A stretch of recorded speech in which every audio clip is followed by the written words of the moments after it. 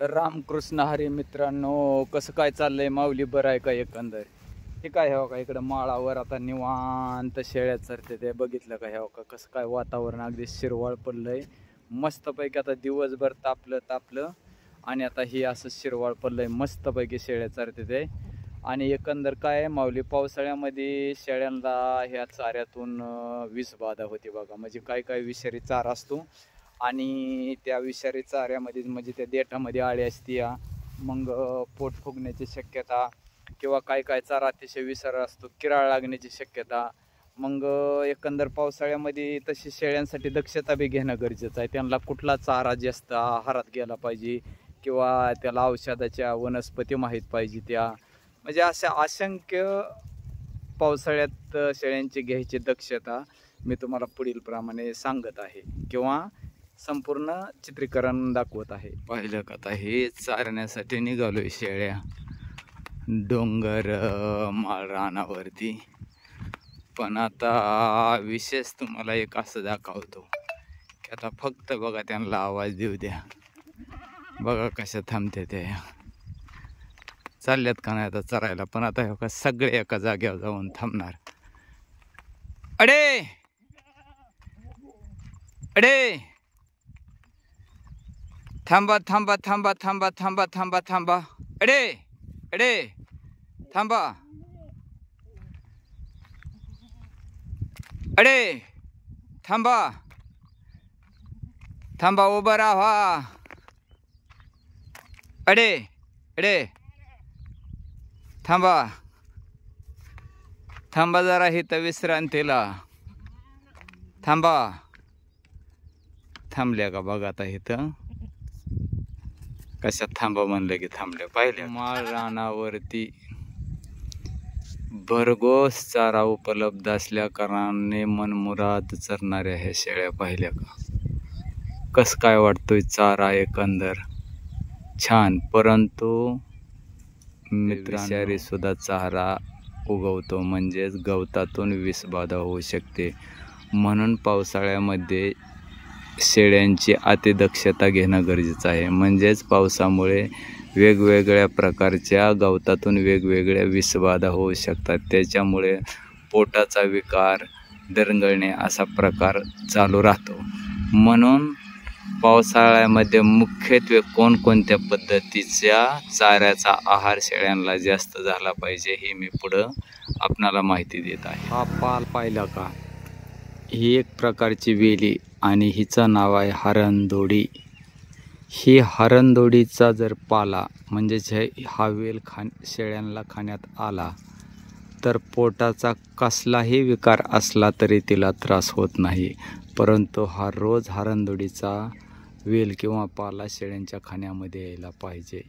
अतिशय गुणकारी वनस्पती हरणदोडी. का हा हिंगण, आणि हा हिंगण जर शेळ्याच्या खाण्यामध्ये आला म्हणजेच हा हिंगणाचा पाला, तर हा शेळ्यांसाठी अतिशय उत्कृष्ट असं रोगप्रतिकारशक्ती याच्यामध्ये आहे. परंतु हा पावसाळ्यामध्ये हिंगण शेळ्यांच्या खाण्यात आला पाहिजे. अतिशय उत्कृष्ट असा हा शेळ्यांसाठी पोषक आहे हा हिंगणाचा पाला. पाहिलं हा हिंगण पाहिलं का? किती आवडीनं हिंगण खातात तेव्हा का शेळ्या. कारण शेळ्यांनाही अतिशय हिंगण आवडतो. आणि ही घाणेरी ही एक वनस्पती अतिशय उग्रवासाची वनस्पती घाणेरी. परंतु ही घाणेरी बी फार आवडते शेळ्यांना. म्हणजेच ही एक शेळ्यांसाठी उत्कृष्ट असं आहार आहे. म्हणजेच रोगप्रतिकारशक्ती या घाणेरीमध्ये भरपूर असते. ही टणटणी म्हणजेच माळ टणटणी. पाहिलं का कसे काय टणटणी खातात? म्हणजेच ही टणटणी तर अतिशय अशी शेळ्यांची आवडती वनस्पती आणि अतिशय गुणकारी. म्हणजेच रोग प्रतिकारशक्ती या टणटणीमध्ये जबरदस्त असते. आणि शिवाय शेळींच्या फार आवडीची ही टणटणी. शेळ्या ह्या टणटणीवर अगदी तुटून पडतात. पाहिलं का ह्या का टणटणी खाताना शेळ्या. म्हणजेच ही टणटणी रोगप्रतिकारशक्ती जास्त असल्या कारणाने दिवसातून एकदा टणटणी जरूर चारावी. म्हणजेच मी दिवसातून एक राऊंड म्हणजेच तुमची टणटणी, गाणेरी, हिंगण, हिवर, रानबाबळ असा एक राऊंड त्यांचा नियमाने केला जातो. म्हणजेच रोगप्रतिकारक शक्ती जास्त असल्या कारणाने आहारामध्ये तिला ह्या वनस्पती अतिशय गरजेच्या आहेत. पाहिलं का कशा टणटणी खातात? पाहिलं का कसं काय मनसोक्त शेळ्या चरते ते. आणि ही डोंगर माळरान पाहिलं का? ह्या का कसं काय वाटतं एकंदर निसर्गरम्य वातावरण असं छान बाउंड्री आणि त्या बाउंड्रीमध्ये ह्या चरणाऱ्या मनसोक्त शेळ्या. पाहिलं का एकंदर असं वातावरण? पाहिलं का?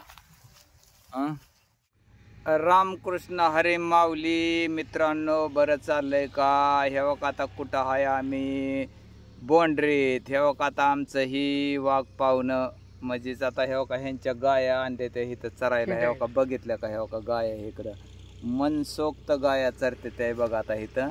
आणि बसलोय आम्ही आपलं इथं आपलं तंबाखू खाऊन चळकांड्या हाणत. कस काय बरं चाललंय का? कवाशी सोडल्या गाया? 10-12 वाजता. असं आहे वय. बरं आता गुरांना चराय आहे का चांगलं? पाऊस पाणी चांगला झाला का? म्हणून आपल्याला सुख लागलं आहे का नाही? हा किती गाय आहेत तुमच्या? 5 वय. आणि दूध किती देते ते? 2 फक्त.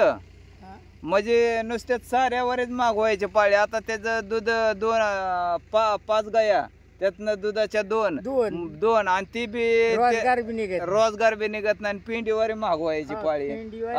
आणि आपण दूध काढून आपलं हात दुखलं ना आपलं बावट गळ्यात आलं आणि दूध घालणाऱ्याच्या आपल्या झोपड्यानं घेणाराचं लागलं बंगलं चढायला. काय माडी आहे का ना? अवघड परिस्थिती आहे का नाही एकंदर? हा आता तुमचं किती दूध जातं ह्या गायांचं? जात 10-15. हा आणि काय त्याला रेट मिळतो? या रेट काय देते का? 5-25 रुपये. मग काय आता पाणी बिस्लरीचं पाणी 20 रुपयाने विकताय ना आपलं दूध 20-25 रुपयाने. म्हणजे अवघड परिस्थिती आहे का? चांगलं पाहिजे. हा चांगलं पाहिजे. ह्यांनी म्हणायचं पाणी घालू नका. आता मला सांगा असं शेतकरी 10 लिटरात किती पाणी ओतत असेल? नाही तर पावशेर ओतत असेल, नाही तर छटाकभर ओतत असेल तरी म्हणतोय पाणी लागतं. हा आणि ह्यांनी मात्र पावडर मिसळू पाणी ओतायचं. ह्यांचं खपतंय आहे का?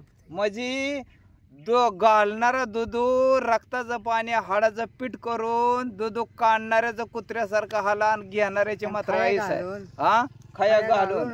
हा मग ह्यांनी खरं काय होतं आपल्या कोणचे दूध घेतात का ना? ह्यांनी धपास गया सांभाळायला पाहिजे त्या. हा स्वतः. आणि त्याचं दूध काढायला पाहिजे. कसं रक्त जळतंय त्यांना कळल. बरोबर आहे का नाही? अवघड परिस्थिती आहे. हे आमचं आता ही वाघ पाहुणं मला सांगा आता ह्यांचं मजा मौज करण्याचं म्हातारपणात आपलं निवांत राहायचा वय आहे. पण आता हे काय करायचं गरिबीमुळे? हे आता हे आपलं 4-5 गाय आहे त्या आणि आपलं फिरावतात आहे बघा. हे बाउंड्री एकंदर आता तुम्हाला दाखवतो. आता हे सगळं फॉरेस्ट आहे बघा. आता थांबा 1 मिनिट तुम्हाला सगळं दाखवतो. हे सगळं फॉरेस्ट. आता हे नशीब आहे की आम्हाला या फॉरेस्टामध्ये चरून देते ते. नाही तर ह्याच्या बी आमच्यावर आलगड आणते ते. ह्या फॉरेस्टात लावू नका आमकन तमकन लाख लपडी. अहो काय सांगायचं शेतकऱ्याचं. कुत्र्याला जर म्हणलं का ना आमचा हाल खातो का, तर ते कुत्र सुद्धा आम्हाला म्हणतंय मी एवढा नालाय का तुमचा हाल खायला. म्हणजे कुत्र सुद्धा हाल खायला तयार नाही शेतकऱ्याचा. हे का इकडं बाउंड्रीमध्ये आता त्या वाघ पाहुण्याच्या गाया ह्या का इकडं चरते त्या बघितल्या का? ह्या का आता इकडं त्यांच्या गाया चरते ते असे ह्या का मस्त पैकी. आणि माझ्या बी शेळ्यान ऊन लय मरणाच आहे ते. ह्या का शेळ्या सुद्धा उन्हाच्या कशा निहार झाडाखाली बसले ते बघितलं का एकंदर आम्ही. आणि आता ह्या का इथं आम्ही एकंदर आपलं 2 जण इथं आपलं बसलोय झाडाखाली मस्त पैकी चळकांड्या आणत. ह्या का आता त्यांच्या गाया गेल्या तिकडं. तेव्हा ती म्हणलं आलू गाय घेऊन माघारी. तर वस्त माझ्या शेळ्या गेल्या इकडं. काय करायचंय आता? की डोक्याला आम्ही टायल बांधलेत का नाही? टायल सुद्धा तापतेत आहे. मला तर वाटतंय का नाही ह्या टायलांचा बी जाळबीळ निघतोय कोणा थोड्या टायमात. भासते ते कापड राव चरा हे असलं उन्हाया.